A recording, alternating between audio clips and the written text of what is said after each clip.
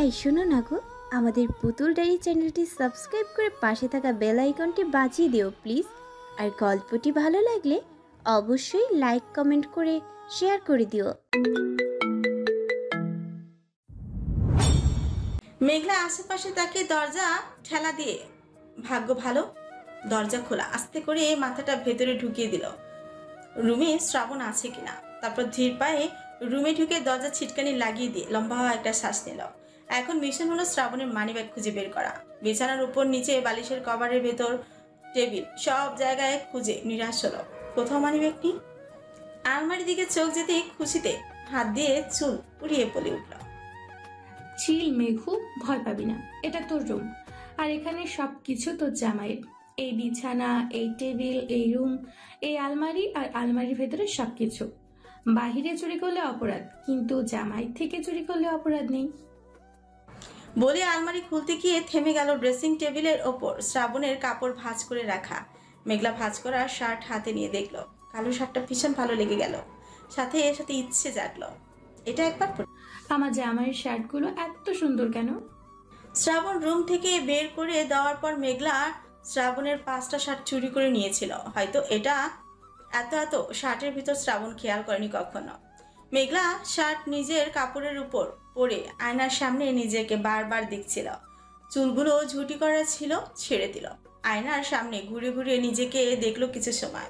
শ্রাবণের শার্টের নিচে ওর মানিব্যাগ ছিল। মেঘলার নজর গেল মানিব্যাগের দিকে। উফ, মেঘ না চাইতে বৃষ্টি। মানিব্যাগ হাতে নিয়ে বলতে লাগলো, আমি চোর হলেও ভালো বউ, বেশি না, মাত্র 500 টাকা নিব। স্বামী, আপনি রাগ করবেন না। বলেই মানিব্যাগ খুলে দেখলো ভেতরে সব 1000 টাকার নোট। একটা নোট নিয়ে পকেট থেকে 500 বের করে আবার রেখে দিল, কারণ সে ভালো বউ। মেঘলা সব কিছু জায়গায় রেখে শার্টের দিকে তাকালো। ইচ্ছে করছে না শার্টও রেখে যেতে। একটা করে বোতাম খুলে আবারও রুমের চারিদিকে তাকালো। হঠাৎ কিছু দেখি এক চিৎকার দিয়ে হাত মুখ ঢেকে নিল। ভয়ে পা কাঁপছে, এক্ষুনি বুঝি সে জ্ঞান হারাবে। মনে মনে বলতে লাগলো, আল্লাহ, জীবনে আর এই ঘরে চুরি তো দূর, প্রবেশও করব না। শেষবারের মতো বাঁচিয়ে দাও, অজ্ঞান করে দাও। শ্রাবণ ব্যালকনির দরজায় হেলান দিয়ে মেঘলার দিকে তাকিয়ে আছে। মেঘলা ভয়ে মানিব্যাগ জায়গায় রেখে দিল। একটা একটা করে শার্টের বোতাম খুলে শার্ট খুলে রাখলো। শ্রাবণের দিকে তাকিয়ে বলে উঠল, আপনি এখানে? আমার রুম, আমি থাকবো না কে থাকবে? তুমি এখানে কেন? মেঘলা কি বলবে ভয়ে ভয়ে হাসলো, মুখে লজ্জা লজ্জা ভাব এনে বলে উঠল, আপনাকে দেখতে এসেছি, কতগুলো বছর হলো দেখি না। দেখা শেষ? আর একটু সামনে আসুন, ভালো করে দেখতে পাচ্ছি না। বলে নিজের গালে থাপ্পড় মেরে বলে উঠল, মেঘু, তোর কি হয়েছে? এখানে চুরি করতে এসেছিস, কাউকে দেখতে নয়, পালা। শ্রাবণ এগিয়ে আসতে নিলেই মেঘলা চিৎকার করে বলে উঠল, আই আই, নিজের জায়গায় থাকেন, একদম আর এক পাও এগিয়ে আসবেন না। শ্রাবণ দাঁড়িয়ে গেল, শান্ত দৃষ্টিতে তাকিয়ে বলল, তোমাকে নিষেধ করেছি এই রুমে আসতে, তারপরেও এই রুমে কেন এসেছো? মেঘলা আমতা আমতা করে বলল, আপনাকে দেখতে খুব ইচ্ছে হচ্ছিল, এত কিউট গোলুমোলু হ্যান্ডসাম পুরুষ আমার জীবনে আর দেখিনি তো, তাই। শ্রাবণের রাগ হলো, রাগে কপালে রগ ভেসে উঠল। ঝড়ের বেগে মেঘলার সামনে এসে দেওয়ালের সাথে চেপে ধরল। মেঘলা ভয় কাঁপছে। শ্রাবণ রক্ত চক্ষু নিয়ে তাকালো মেঘলার দিকে। বেচারির আত্মা এক্ষুনি দেহ থেকে বেরিয়ে যাবে। মিথ্যা কথা আমার একদম পছন্দ না। আমি? চুপ। প্রথমত আমার রুমে আমার অনুমতি ছাড়া এসেছো, দ্বিতীয়ত আমার শার্টে হাত দিয়েছো, তৃতীয়ত আমার মানিব্যাগ থেকে টাকা নিয়েছো। এখন বলো, আগে কোনটার শাস্তি দিব? মেঘলা ভয়ে চোখ বন্ধ করে আছে, ভেতর বাহির সব ভয় কাঁপছে। 20 বছরে কোনোদিনও এভাবে ধরা খায়নি, কোনো ছেলেকেও এতটা ভয় পায়নি। চুপ থাকলে শাস্তির পরিমাণ বাড়বে। আগে আমার কাছ থেকে দূরে সরে দাঁড়ান। শ্রাবণ মেঘলাকে ভয় দেখানোর জন্য আরো কাছে এসে দাঁড়ালো। জলদি বলো। আমার আপনাকে ভয় লাগছে, দূরে সরেন। শ্রাবণ গুনে গুনে 2 পা পিছিয়ে গেল।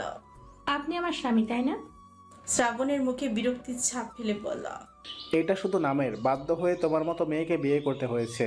যাদের আমার গেটেও দাঁড়ানোর যোগ্যতা নেই, তাদের আজ বাড়িতে থাকতে দিতে হচ্ছে, নিজের নামের পাশে নাম দিতে হচ্ছে। আমার চোখের সামনে আসতে নিষেধ করেছিলাম। শ্রাবণ মুখে বিরক্তির ছাপ ফেলে বলল। মেঘলা ভয়ে সরে গেল, যেন সে শ্রাবণের কথায় কষ্ট পেয়েছে। কষ্ট পাবে না কেন? সেও তো একটা মানুষ। কেউ কি কখনো বলেছে কেন সে এই পথ বেছে নিয়েছে? সবাই শুধু অবহেলা ঘৃণার চোখে দেখে এসেছে। এতদিন কষ্ট না পেলেও আজ শ্রাবণের কথায় ভীষণ কষ্ট পেয়েছে। স্বামী বলেই বুঝি কষ্টটা বুকে তীরের মতো বিঁধেছে। যেভাবেই হোক করেছেন তো। প্রথমত এই রুম আপনার। যেখানে আপনি আমার স্বামী সেখানে আপনার আর আমার মধ্যে পার্থক্য আসছে কোথায় থেকে? আপনার জিনিস মানেই আমার। আর নিজের রুমে আসতে কারো পারমিশন লাগে না। দ্বিতীয়ত ওর শার্টটা আমার অনেক ভালো লেগেছিল, তাই পরে ফেলেছিলাম, তার জন্য সরি। তৃতীয়ত আমার টাকার প্রয়োজন ছিল। আপনি আমার স্বামী, তাই আপনার রুমে এসেছিলাম। স্বামীর কাছ থেকে টাকা নিতে পারমিশন লাগে না। আপনি উত্তর পেয়েছেন। আমি এই 3 মাস বাহিরে চুরি চিন্তাই করব না। আমি চাই না আপনাদের পরিবারে কোনো সমস্যা হোক। যেখানে তুমি নিজেই একটা সমস্যা, সেখানে আর চাওয়া না চাওয়ার কি আসে যায়? খুব সুন্দর করে যুক্তি দিয়ে দিলে স্বামীর মানেই তোমার। ঠিক আছে, আমিও সেটাই মানি। সাথে স্বামীর সেবা করতে হয়, সেটা জানো না? মেঘলা ভ্রু কুচকে তাকাতে শ্রাবণ শয়তানি হাসি দিয়ে নিজের অনেকগুলো কাপড় মেঘলার সামনে ফেলে দিয়ে বলে উঠল, এইগুলো সাবান দিয়ে হাতে কেচে ভালো করে ধুয়ে ছাদে দিয়ে আসো, তারপর বাকি কাজ বুঝিয়ে দিচ্ছি। মেঘলা ভালো মতো ফেসেছে। এই দেখতে শান্ত ভদ্রলোক যে আসলে একটা বচ্চাতকে জানত। মেঘলা মুখ ভার করে কাপড়গুলো নিয়ে ওয়াশরুমে চলে গেল আর মনে মনে শ্রাবণের 14 গোষ্ঠীকে পকতে শুরু করলো। মেঘলা যেতে শ্রাবণ হেসে ফেলল। মহুয়া আহনাফকে দেখে লুকিয়ে থাকে। যেই কফি খাইয়েছে আহনাফ না ওকে এক থাপ্পড় দিয়ে দাঁত ফেলে দেয়। টেবিলে আহনাফ নির্জন, শ্রাবণ বসে আছে। ছোঁয়া মহুয়াও এসে বসল। মেঘলা নিজের রুমে সব সময় খাবার খায়। ভাই, বাবিকে ডেকে আমাদের সাথে আনি। শ্রাবণ নির্জনের কথায় পাত্তা না দিয়ে খাবার খাচ্ছে। নির্জন পিটপিট করে বলে উঠল, এত সুন্দর কিউট বউ রেখে মানুষ একা খায় কিভাবে? আমি তো আমার বউকে নিজ হাতে খাইয়ে দিয়ে তারপর নিজে খাবো। বউকে সাথে নিয়ে সব জায়গায় যাব। ছোঁয়া পাশ থেকে বলে উঠল, ওয়াশরুমে গেলেও সাথে নিয়ে যাস কেমন? সবাই হেসে উঠল ওদের কথা শুনে। এই কটকটি, তোরে বলছি সব জায়গায় নাক গলাতে তোর জামাই ঠিক শ্রাবণ ভাইয়ের মতো হইব, দেখে নিস।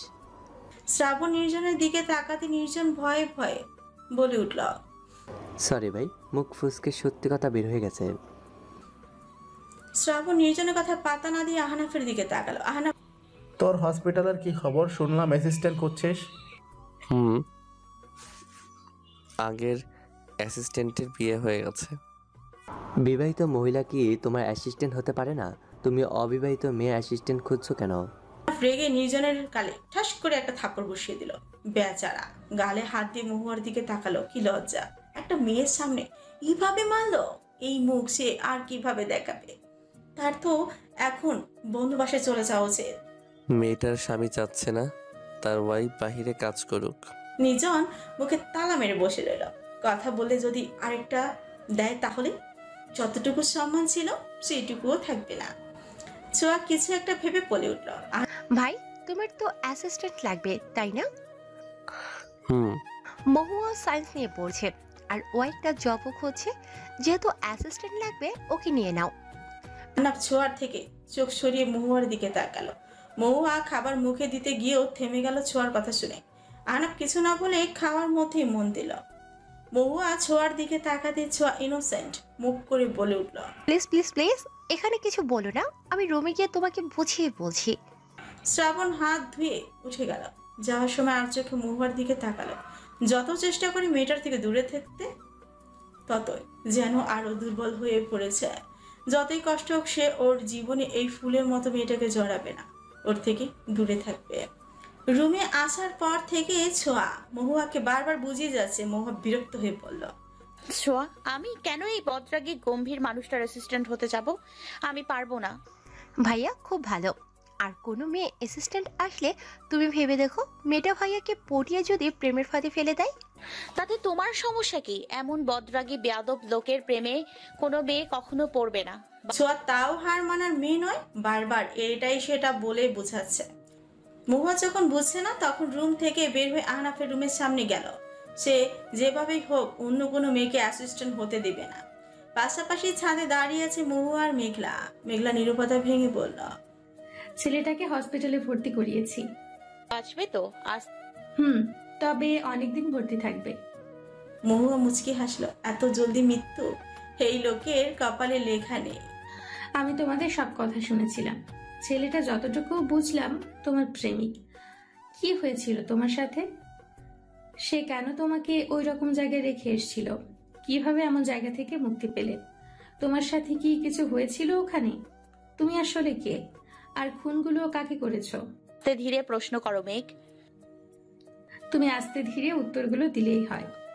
আজ বলতে ইচ্ছে করছে না। তোমার বাড়িতে কে কে আছে? মামা মামি 2 ভাই। বাবা মা নেই, আমি ছোট থাকতেই না ফেরার দেশে পাড়ি জমিয়েছে। আপন ভাই? না, আমার ভাই বোন নেই। আমার আম্মু একজন বড় উকিল ছিলেন আর আব্বু পুলিশ। আমি যখন জন্ম নিই সেই খবর পেয়ে আব্বু আমার বোনকে নিয়ে হসপিটাল যেতে নেয়। মাঝ রাস্তায় গাড়ি অ্যাক্সিডেন্ট করে বড় একটা ট্রাকের সাথে সেখানেই তারা মারা যায়। সেই কথা শুনতে পেয়ে আম্মু স্ট্রোক করে আমি হয়ে যাই 2 দিনের এতিম। তারপর আমার দেখাশোনা করে মামা মামি। লোকমুখে শুনতাম আমি অপয়া অলক্ষ্মী, সেই জন্যই আমার জন্মতে আমার পুরো পরিবার শেষ হয়ে যায়। তোমার কখনো মনে হয়নি এইগুলোর পেছনে অন্য কারো হাত থাকতে পারে? তুমি ভেবে দেখো, আমার কাছে অন্য কিছুই মনে হচ্ছে। না, কখনো মনে হয়নি।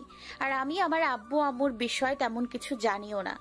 মামা মামি যতটুকু বলেছে ততটুকুই জানি। তার মানে তোমরা 2 বোন ছিলে। এই ছেলের সাথে কিভাবে পরিচয়? কোনো একদিন তোমার সাথে বসে চায়ের আড্ডা দিব, তখন আমার জীবনের ছোট গল্পটা বলবো। আচ্ছা, তবে সেই আড্ডা খুব জলদি হোক। তুমি কেন এই পেশা বেছে নিয়েছো পৃথিবীতে এত কাজ থাকতে? তুমি কেন খুন করেছিলে দেশে আইন থাকতে, এত মানুষ থাকতে? রাখো দেশের আইন, এরা শুধু বাংলা সিনেমার মতো লাস্ট মুহূর্তে এন্ট্রি নিতে আসে। নিজেকে বাঁচানোর জন্য আমার কাছে আর কোনো রাস্তা ছিল না। সাথে এতগুলো মেয়ের আর্তনাদ, আমার মধ্যে অন্য মহুয়াকে খুঁজে পেয়েছিলাম। আমিও নিজের জীবন বাঁচানোর জন্য এই পথ বেছে নিয়েছি। যখন নিজের মাকে চিকিৎসার অভাবে কষ্টে হসপিটালের সামনে কাতরাতে কাতরাতে মরতে দেখেছি, আমি সেই দিন অনুভব করেছিলাম এই পৃথিবীতে বাঁচতে হলে টাকার প্রয়োজন। মা মারা যাওয়ার পর খাওয়ার জন্য এক মুঠো ভাত পাইনি। কত লোকের ঘরের দরজায় গিয়েছি ছোট ছিলাম। একদিন খিদায় রাস্তার পাশে বসেছিলাম, একটা ছেলের হাতে বিস্কুট দেখে তা নিয়ে দৌড়তেই। তারপর থেকে এই পথ বেছে নিলাম। মহুয়া মেঘলার হাতের ওপর হাত রাখে। মেঘলার কষ্টটা বোঝার চেষ্টা করে। মহুয়ার রুমে এসে বলল, আমি রাজি। ছোঁয়া খুশিতে মহুয়াকে জড়িয়ে ধরে বলে উঠল, সত্যি মেহু? কেন? ভাইয়ার কাছে চলো। কেন? ভাইয়া বলেছিল তুমি নিজে বললে ভাইয়া ভেবে দেখবে। মহুয়ার হাতে হসপিটাল যাওয়ার এটা দারুণ সুযোগ কিছুতেই হাতছাড়া করলে চলবে না। পলাশকে সাহায্য করতে হলে হসপিটাল যেতেই হবে। কঠিন থেকে কঠিন মৃত্যু দেবে তাকে। বিশ্বাসঘাতক বেঈমানদের কোনো ক্ষমা নেই। আহনাফের রুমের সামনে দাঁড়িয়ে আছে ছোঁয়া। আহনাফ ওকে বেশি পকপক করার জন্য রুম থেকে বের করে দিয়েছে। দরজায় কান খাড়া করে দাঁড়িয়ে আছে, চেষ্টা করছে ভেতরে কি কথা হচ্ছে শোনার। মহুয়া চুপচাপ নিচের দিকে তাকিয়ে রুমের দরজা খুলে বের হতেই ছোঁয়া থাপাস করে মুখ থুবড়ে পড়ল। মহুয়া ছোঁয়াকে ধরতে চেয়েও পারল না। ছোঁয়া বেচারি তো ভীষণ লজ্জা পেয়েছে, সাথে ব্যথাও। বেশি ব্যথা পেয়েছো? এই হাত ধরে ওঠো। ছোঁয়া মহুয়ার হাত ধরে উঠে দাঁড়ালো। আহনাফ ওদের দিকে তাকিয়ে আছে। ছোঁয়া আহনাফের দিকে তাকিয়ে বোকা হেসে নিজের রুমের দিকে তোড় দিল। ইস, আহনাফ এখন কি ভাবছে? ভাইয়া কি বলেছে? কিছু দেখি পায়ে দিকে দাও। হয়নি পায়ে, আমি ঠিক আছি। এমন একটু একটু ব্যথায় ছোঁয়ার কিচ্ছু হয় না। আগে বলো। এই কার্ড দিয়েছে মেইল, সিভি সেন্ড করতে বলল। আর আর 6 মাস আগে আমি চাইলেও চাকরি ছাড়তে পারবো না, কিন্তু আমি এই লোকের সাথে 6 মাস কাজ করতে পারবো না। মেহু প্লিজ রাজি হয়ে যাও, প্লিজ প্লিজ। 6 মাস পর আমি ভাইয়ার অ্যাসিস্ট্যান্ট হয়ে যাব। তাহলে এখন কেন হচ্ছে না? ছোঁয়া কিছু না বলে রুম থেকে বের হয়ে গেল। শ্রাবণ মেঘলাকে ওর রুম পরিষ্কার করে ভালো করে মুছে দিতে বলল। আমাকে দেখে কি কাজের লোক মনে হচ্ছে? একদম না, ছেলে ছেলে মনে হচ্ছে। আপনার চোখের সমস্যা। আমার চোখে নয়, তোমার কাপড়ের সমস্যা। এভাবে শার্ট প্যান্ট পরে থাকলে ছেলে মনে হবে না তো কি মেয়ে মনে হবে? আমি এগুলো পরি সব সময়, আজ নতুন না। এই বাড়িতে যতদিন আছো এইসব আর কখনো পড়বে না। আমাদের বাড়ির মেয়েরা এইসব পরে না। বাড়িতে আব্বু, চাচু, দাদু, ভাই সবাই আছে। তোমার এইসব ড্রেসের জন্য লজ্জায় পড়তে হয়। মেঘলাও চুপ করে থাকে। শ্রাবণ আমার রুম পরিষ্কার করে দাও 5 মিনিটে। আমি পারবো না। শ্রাবণ মেঘলার দিকে এগিয়ে আসতে মেঘলা পিছিয়ে যায়। তাহলে আমিও বাড়ির সবাইকে বলে দেই তুমি আমার রুমে টাকা চুরি করতে এসেছিলে। আমার চাচু কিন্তু পুলিশ। মেঘলা ভয় পেল, শ্রাবণের দিকে এগিয়ে গিয়ে বলে উঠল, আপনি আমার বন্ধু হবেন? যতদিন আছি আমরা বন্ধু হয়ে বন্ধুর মতো থাকি। আমি আপনার রূপ পরিষ্কার করে দিব। আমার আপনার প্রতি কোনো ইন্টারেস্ট নেই, আর না আপনার আমার প্রতি আছে। আমরা শুধু ভালো বন্ধু হয়ে থাকতে পারি। বন্ধুত্ব তো সবার সাথেই করা যায়। শ্রাবণ হাসলো, মুগ্ধ হলো মেঘলা, কিন্তু সে বুঝতেই পারল না এই হাসির পেছনে কতটা যন্ত্রণা লুকিয়ে আছে। শ্রাবণ সবকিছুর জন্য কাউকে দোষ দেয় না, এটা ওর ভাগ্যে লেখা ছিল। সে নিজের ভাগ্যকে মেনে নিয়েছে, এখন আর মেঘলার প্রতি রাগ হয় না। আমার সাথে কেন বন্ধুত্ব করতে ইচ্ছে হলো? আমি তোমাকে পছন্দ করি না। সব কিছুতেই মুগ্ধতা, ভালো লাগা, পছন্দ এইসব একটু হলেও থাকতে হয়, না হলে কোনো সম্পর্ক হয় না। হোক সেটা ভালোবাসার কিংবা বন্ধুত্বের টান অনুভব করতে হয়। কিন্তু আমার তোমার প্রতি কিছুই নেই। ও আচ্ছা, ঠিক আছে, আস্তে আস্তে হয়ে যেতে পারে। কখনো হবে না, এটা অসম্ভব। হবে হবে, সবকিছুই হবে, ভালোবাসাও। বলি মেঘলা পিছিয়ে যেতে গিয়ে পড়ে যেতে নেয় শ্রাবণ মেঘলার কোমর জড়িয়ে ধরে সামনে টেনে নেয়। মেঘলা ভয়ে চোখ বন্ধ করে নিয়ে পিছিল। হঠাৎ কোমরে ঠান্ডা হাতের স্পর্শ পেতে একদম জমে যায়। চট করে চোখ খোলে, শ্রাবণের দিকে তাকায় সে এক দৃষ্টিতে। তাকিয়ে থাকে শ্রাবণের দিকে। হাজর কি হয়েছে? শ্রাবণকে দেখলেই এমন কেন ফিল হচ্ছে? কেমন বুকের ভিতর হার্টবিট ফাস্ট হয়ে যাচ্ছে, অদ্ভুত ফিলিংস হচ্ছে। দেখে চলতে পারো না? আসলে বলে সে আবার শ্রাবণের দিকে তাকিয়ে থাকে। শ্রাবণ মেঘলাকে ছেড়ে দূরে সরে যায়। মেঘলাই প্রথম লজ্জা পেল, তাও কোনো ছেলের স্পর্শে। অন্য কোনো ছেলে হলে এতক্ষণে রেগে বোম হয়ে যেত, হাত ভেঙে গলায় ঝুলিয়ে দিত। এই হঠাৎ আসা অনুভূতির মানে জানা নেই ওর। ড্রয়িং রুমে বসে সবাই ছিল। মহুয়ার চাকরির কথা শুনে নিরুপমা ছাড়া সবাই খুশি। আমেনা বেগম মহুয়ার মাথায় হাত বুলিয়ে কিছু দোয়া পরে ফু দিল। আনোয়ার চৌধুরী মহুয়ার দিকে তাকিয়ে হাসলেন। এত স্ট্রং মেয়ে উনি কখনো দেখেনি। ভেবেছিলেন মেয়েটা অন্য মেয়েদের মতো, কিন্তু এখন দেখছেন একদম ভিন্ন। নিজেকে কি সুন্দর সামনে নিয়েছে। একমাত্র আনোয়ার চৌধুরী মহুয়ার অতীত জানেন। মহুয়া আজ দ্বিতীয়বারের মতো আফরোজা বেগমের রুমে প্রবেশ করল। আফরোজার বেগম রুম থেকে বের হন না। ওনার রুম অনেক বড় আর সুন্দর একটা বুকশেলফ আছে, এখানে বিভিন্ন বই আছে। মহুয়ার প্রথমে বইগুলোর দিকে নজর গেল। বই ওর ভীষণ পছন্দ। আফরোজা বেগম অসুস্থ, শুয়ে আছে। মহুয়া ধীর পায়ে গিয়ে টুলে বসল। নিজের ডান হাত দিয়ে ওনার হাতটা আলতো করে ধরল। আস্তে করে মিষ্টি কণ্ঠে বলে উঠল, আমার প্রথম চাকরির আজ প্রথম দিন। আমার জন্য দোয়া করবেন দাদি, আর আপনি জলদি সুস্থ হয়ে উঠুন। আফরোজা বেগম চোখ খুলে মহুয়ার দিকে তাকালো। সরি দাদু, আমার জন্য আপনার ঘুম ভেঙে গেল। তুমি ভীষণ মিষ্টি একটা মেয়ে। আমি তো চোখ বন্ধ করেছিলাম, ঘুমাইনি। তোমার সৌন্দর্য তুমি লুকিয়ে রেখো। আমি প্রথম যেদিন তোমাকে দেখি ভীষণ অবাক হয়েছিলাম। আমিও তোমার মতোই সুন্দরী ছিলাম। সব সুন্দর জীবনে সুখ বয়ে আনে না, কিছু সুন্দর জীবনে অন্ধকারও ডেকে আনে। আমি তোমার মধ্যে সেই অন্ধকার দেখতে পাচ্ছি। মহুয়া হতভম্ব হয়ে তাকিয়ে আছে আফরোজা বেগমের দিকে। পেছন থেকে আহনাফের কথায় চোখের পলক ফেলে মহুয়া। আফরোজা বেগম একদম ঠিক বলেছেন। মহুয়া একটা অন্ধকার। ও যেখানে যায় সেখানে অন্ধকার ডেকে আনে। সৌন্দর্য অভিশাপ নয়, অভিশাপ তোর ভাগ্য। তা না হলে ওর জন্মের পরেই কেন ওর পরিবার ধ্বংস হয়ে যায়? সে নিজে বলতে লাগলো। মহুয়া ঘুমটা টেনে রুম থেকে বেরিয়ে গেল। শ্রাবণ সোফায় বসে আছে। সে যখন শুনেছে মহুয়া আহনাফের অ্যাসিস্ট্যান্টে জব নিয়েছে, ওর ভালো লাগছে না। 3 কাপ চা খেয়েছে, তাও শান্তি লাগছে না। অফিসেও যেতে ইচ্ছে করছে না। মহুয়ার যদি চাকরির প্রয়োজনই হতো তাহলে শ্রাবণকে বললেই তো হতো, ও নিজের অ্যাসিস্ট্যান্ট বানিয়ে দিত। যদিও মহুয়ার পড়াশোনা এখন খুব কম। শ্রাবণ চায়ের কাপ রেখে সামনে তাকাতেই স্তব্ধ হয়ে যায়। শুধু শ্রাবণ নয়, সবাই হাঁ করে তাকায়। মেঘলা শাড়ি পরেছে, নীল কালার শাড়ির সাথে নাকে নথ, কানে ছোট্ট ঝুমকো, হাতে নীল চুড়ি। মেঘলা এসে শ্রাবণের পাশে বসলো। নির্জন বলে উঠল, এতদিনে আপনাকে বউ বউ মনে হচ্ছে, সাথে আমাদের ভাবি। তোমার ভাইয়ার নাকি আমাকে শাড়ি পরা অবস্থায় দেখার খুব শখ, যদিও আমাকে সবকিছুতেই ওনার চোখে সুন্দর লাগে। শ্রাবণ মোবাইল দেখছিল। মেঘলার কথা শুনে অবাক হয়ে ওর দিকে তাকালো। সে কখন এসব বলেছে? সে তো ভালো করে কখনো মেঘলার দিকে তাকায়নি। সবেমাত্র পানিটা মুখে নিয়েছিল। মেঘলা মুখে এমন কথা শুনে তা আর গলা দিয়ে নামলো না, সবটা গিয়ে সোয়ার উপর পড়ল। ছি, নির্জনের বাচ্চা, এটা কি করলি কুত্তা, বেয়াদব ছেলে। নির্জন ছোঁয়াকে পাত্তা না দিয়ে মেঘলার দিকে তাকিয়ে বলল, ভাই আর কি বলেছে?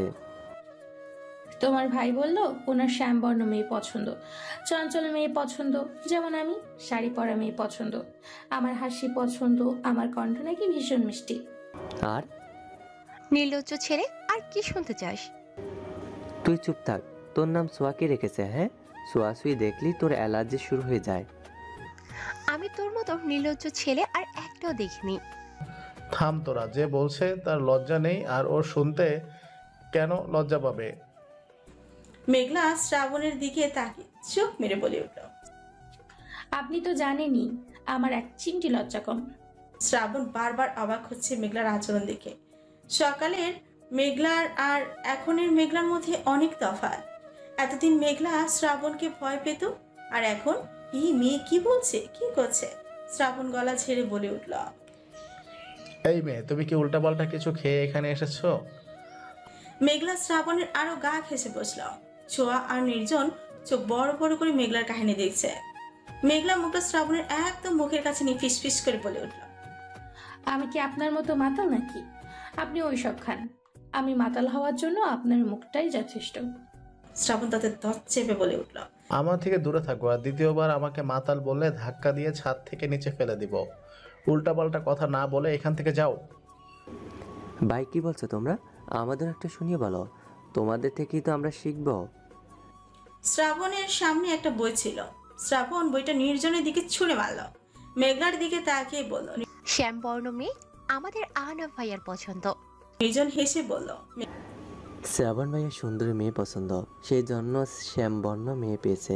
আর আহনাব ভাইয়া শ্যামবর্ণ মেয়ে পছন্দ, সেইভাবে ভীষণ সুন্দরী মেয়ে। মেঘলা চোখ ঘুরিয়ে শ্রাবণের দিকে তাকিয়ে বলল, আপনাদের বড় ভাই বেশি ফর্সা, সেই জন্য শ্যামবর্ণ মেয়ে পেয়েছে, আর ছোট ভাই শ্যামলা, তাই সুন্দরী বউ পাবে। আর আমি? তোর কপালে মোটা কালো কুচকুচে পাতিলের তোলা বউ আছে। আর তোর কপালে? তোর কপালে তো মাথা নেড়া পোকরা দাঁতওয়ালা আদা বুড়ো বেড়া। আমার বড় ছেলের জন্য আমি ভীষণ সুন্দরী মেয়ে বউ করে নিয়ে আসব। সবাই পেছনে ফিরে তাকালো। আমেনা বেগম রাগী দৃষ্টিতে মেঘলার দিকে তাকিয়ে কথাটা বলল, আমার বড় ছেলের বউ দেখে সবাই মুগ্ধ হবে, এবারে উজ্জ্বল হয়ে উঠবে, প্রাণ ফিরে পাবে। শুধু অন্ধকার জিনিসটা আমার ছেলের জীবন থেকে দূর হওয়ার অপেক্ষা। মেঘলা খুব ভালো করে বুঝছে আমিনা বেগম কথাগুলো ওকে মিনমি করে বলছে। আমিনা বেগম মেঘলার দিকে তাকিয়ে তাচ্ছিলের সুরে বলে উঠল, কাক কখনো ময়ূর হতে পারে না, যতই চেষ্টা করুক, কাক কাকেই থাকে। মেঘলার চোখ জ্বলতে শুরু করেছে। হাস কতগুলো বছর পর ওর চোখ জ্বলছে। এখনই বুঝি পানি গড়িয়ে পড়বে। সে আমিনা বেগমকে কিছু বলতে চায় না। সে চাইলেই কথার পিঠে কথা ফিরিয়ে দিতে পারে, কিন্তু ইচ্ছে করলো না। যদি উনি কষ্ট পেয়ে যায়। মেঘলা শাড়ির আঁচল টেনে সিঁড়ি দিয়ে দা পা ফেলে মহুয়ার রুমের দিকে চলে গেল। মেঘলাকে মহুয়ার রুমের দিকে যেতে দেখে আমিনা বেগম রাগ আরো বাড়ল। এই মেয়ে মহুয়াকে খারাপ বানিয়ে ছাড়বে। শ্রাবণের বেশ খারাপ লাগে আমিনা বেগমের এমন কথায়। আম্মু, কিছু মনে করো না। তুমি আমার মা আর মেঘলা আমার স্ত্রী। বিয়েটা যেভাবেই হোক, সে এখন আমার অর্ধাঙ্গিনী। ওকে অপমান করে কথা বলা মানে আমাকে অপমান করা। যতদিন ও এই বাড়িতে আমার পরিচয় আছে, আমি চাই না ওর সাথে কেউ বাজে ব্যবহার করুক। আমিনা বেগম রাগী দৃষ্টিতে শ্রাবণের দিকে তাকিয়ে বলল, তুমি ভুলে যাচ্ছ মেয়েটা আমাদের সাথে কি করেছে, তোমার জীবন ধ্বংস করে দিয়েছে। আমি আমার ভাগ্যকে মেনে নিয়েছি আম্মু। মেয়েটা তোমার উপর জাদু করেছে। শ্রাবণ আমিনা বেগমের হাতে হাত রেখে বলে উঠল, এই আধুনিক যুগেও আপনি এইসব বিশ্বাস করেন? আমিনা বেগম দোয়া দুরুদ পড়ে ছেলেকে ফু দিতে শুরু করে। আজই উনি একটা বড় হুজুরের সাথে জাদু টোনা নিয়ে কথা বলবেন। যেভাবেই হোক এই মেয়ের কাছ থেকে ছেলেকে দূরে রাখতে হবে। মহুয়া হসপিটালে এসেছে, সে তো আগে থেকে আহনাফের কেবিন চিনে, তাই অসুবিধা হলো না। আহনাফের কেবিনের সামনে করিম চাচা এসে বলল, একটা মেয়ে এসেছে যে এখন থেকে আহনাফের অ্যাসিস্ট্যান্ট বলছেন। আহনাফ ভেতরে পাঠিয়ে দিতে বলল। মহুয়ার সাথে করে কিছু একটা নিয়ে এসেছে, যেভাবেই হোক পলাশের কাছে পৌঁছতে হবে, আর ওর জন্য স্পেশাল ট্রিটমেন্ট নিয়ে এসেছে। জিনিসটা হাত ব্যাগের ভেতর রেখে আহনাফের কেবিনে এক পা রাখতে থাপাস করে নিচে পড়ে গেল। দরজায় মেডিসিন পড়েছিল, আর সেটাই পিছলে পড়েছে মহুয়া। বেচারি শুধু আহনাফের সামনেই এখানে সেখানে থাপাস করে পড়ে যায়, আর আজ তো একদম হসপিটালেও। আহনাফ মহুয়ার দিকে হাত বাড়িয়ে বলে উঠল, আপনি কি জব করবেন? আপনার তো পায়ের সমস্যা, পায়ের ডাক্তার দেখানো দরকার। যেখানে সেখানে পড়ে যাওয়ার রোগ আছে আপনার।